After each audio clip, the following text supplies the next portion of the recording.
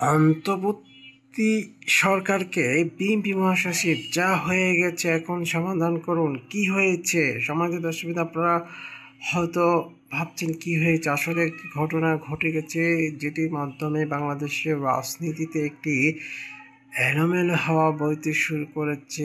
আদৌ কি বাংলাদেশে সুষ্ঠু নির্বাচন হবে নাকি হবে না, এই বিষয় নিয়ে রাজনৈতিক দলগুলোর মধ্যে আলোচনা চলছে। চলুন দর্শকবৃন্দ, জেনে নেই মির্জা ফখরুল কেন অন্তর্বর্তীকালীন সরকারকে এটি সমাধান করার জন্য আহ্বান জানিয়েছেন। কি আহ্বান জানিয়েছেন বিস্তারিত জানিয়ে দিব এই রিপোর্টে। আপনারা আমাদের সাথে থাকুন।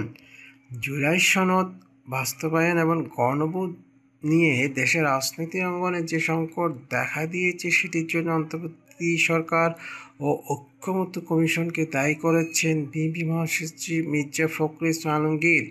এই সংকট সমাধান করতে অন্তর্বর্তী সরকারের প্রতি আহ্বান জানিয়েছেন তিনি।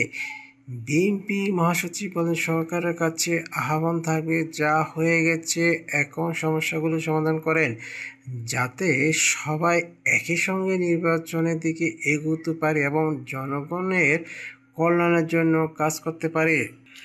শুক্রবার 31শে অক্টোবর গণসংহতি আন্দোলনের সম্মেলনে তিনি এইসব কথা বলেন। তিনি আরও বলেন, অন্তর্বর্তী সরকার এবং ঐকমত্য কমিশন যে সংকট তৈরি করেছে, আমি বিশ্বাস করি এই সংকট কেটে যাবে। এদেশের মানুষ কখনোই পরাজয় বরণ করেনি এবং করবে না। তিনি আরও বলেন, আমাদের সবসময় একটা কথা মনে রাখতে হবে, এই দেশ আমাদের, এই মানুষ আমাদের। তাদের ঐক্যবদ্ধ করে সমস্ত চক্রান্ত এবং ষড়যন্ত্র রুখে দিতে হবে। আমরা বিভিন্ন দল করতে পারি, মত থাকতে পারে, কিন্তু বাংলাদেশি বিষয় সবাই আবেগ বাংলাদেশ।